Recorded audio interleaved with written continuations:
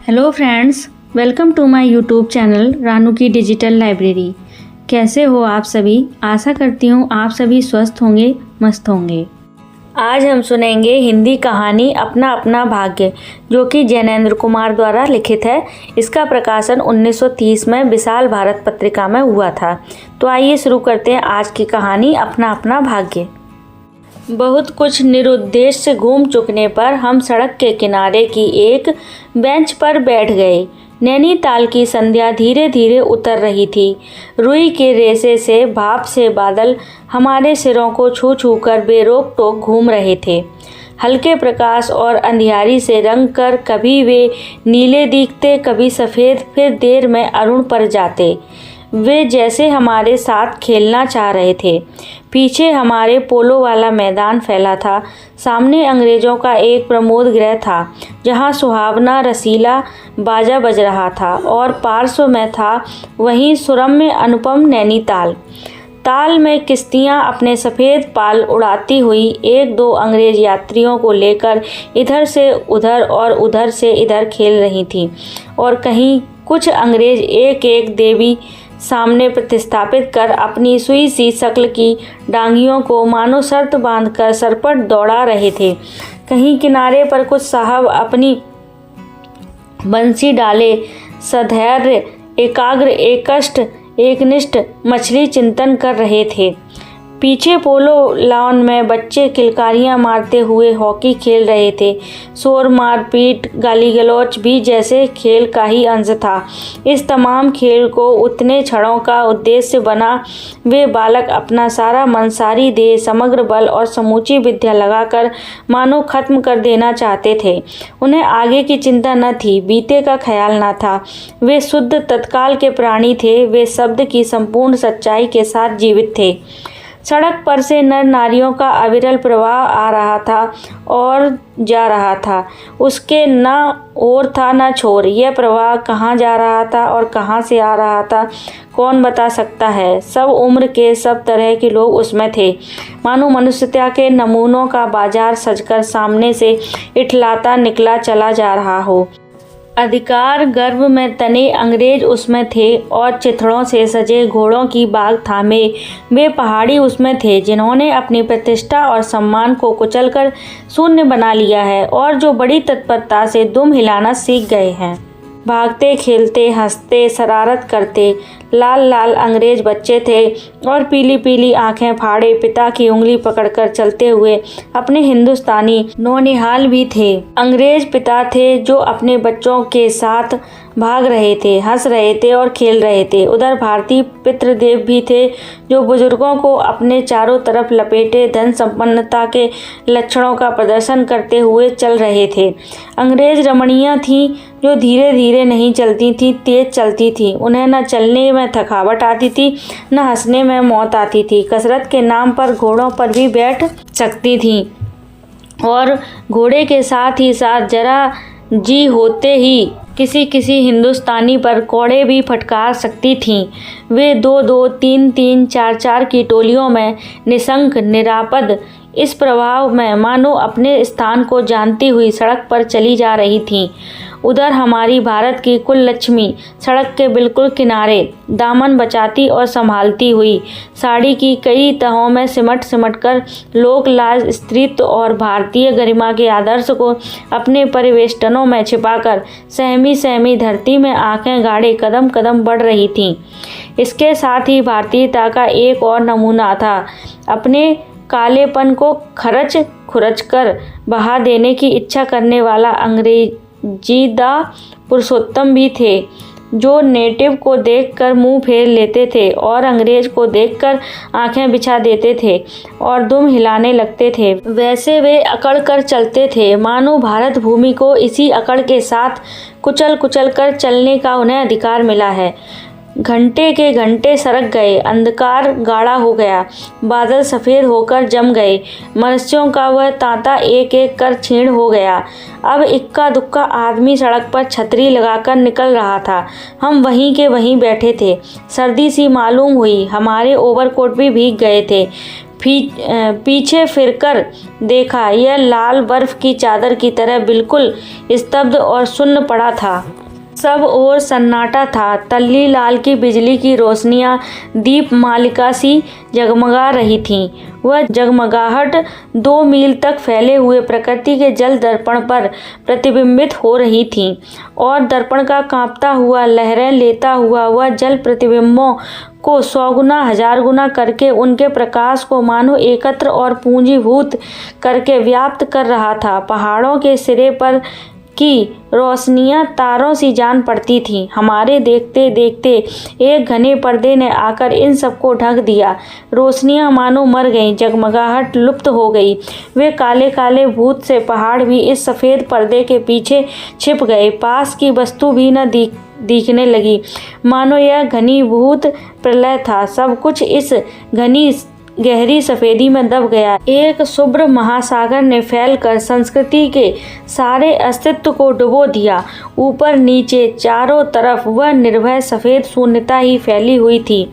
ऐसा घना कोहरा हमने कभी न देखा था। वह टप टप टपक रहा था। मार्ग अब बिल्कुल निर्जन चुप था। वह प्रवाह न जाने किन घोंसलों में जा छिपा था। उस बृहदाकार शुभ्र शून्य में कहीं से 11 बार टन टन हो उठा, जैसे कहीं दूर कब्र में से आवाज़ आ रही हो। हम अपने अपने होटलों के लिए चल दिए। रास्ते में 2 मित्रों का होटल मिला। दोनों वकील मित्र छुट्टी लेकर चले गए।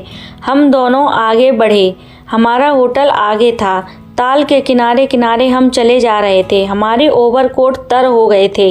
बारिश नहीं मालूम होती थी, पर वहाँ तो ऊपर नीचे हवा से कण कण में बारिश थी। सर्दी इतनी थी कि सोचा कोट पर एक कंबल और होता तो अच्छा होता। रास्ते में ताल के बिल्कुल किनारे पर बेंच पड़ी थी। मैं जी में बेचैन हो रहा था। झटपट होटल पहुंचकर इन भीगे कपड़ों से छुट्टी पा गर्म बिस्तर में छिपकर सोना चाहता था, पर साथ के मित्रों की सनक कब उठेगी, कब थमेगी, इसका पता न था, और वह कैसी क्या होगी, इसका भी कुछ अंदाज न था। उन्होंने कहा, आओ जरा यहाँ बैठें। हम उस चूते कोहरे में रात के ठीक 1 बजे तालाब के किनारे उस भीगी बर्फ सी ठंडी हो रही लोहे की बेंच पर बैठ गए।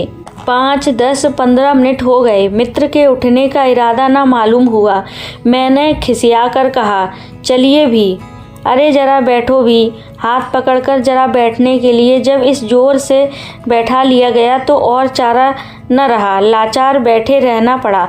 सनक से छुटकारा आसान न था, और यह जरा बैठना जरा न था, बहुत था। चुपचाप बैठे तंग हो रहा था, कुढ़ रहा था कि मित्र अचानक बोले, देखो वह क्या है। मैंने देखा कोहरे की सफ़ेदी में कुछ ही हाथ दूर से एक काली सी सूरत हमारी तरफ बढ़ी आ रही थी। मैंने कहा, होगा कोई।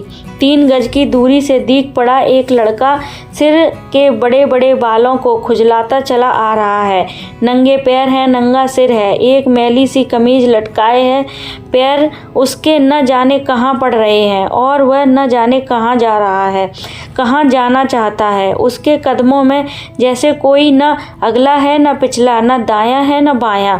पास ही चुंगी की लालटेन के छोटे से प्रकाश वृत्त में देखा कोई 10 बरस का होगा। गोरे रंग का है, पर मैल से काला पड़ गया है। आंखें अच्छी बड़ी पर रूखी हैं। माथा जैसे अभी से झुर्रियाँ खा गया है। वह हमें न देख पाया। वह जैसे कुछ भी नहीं देख रहा था।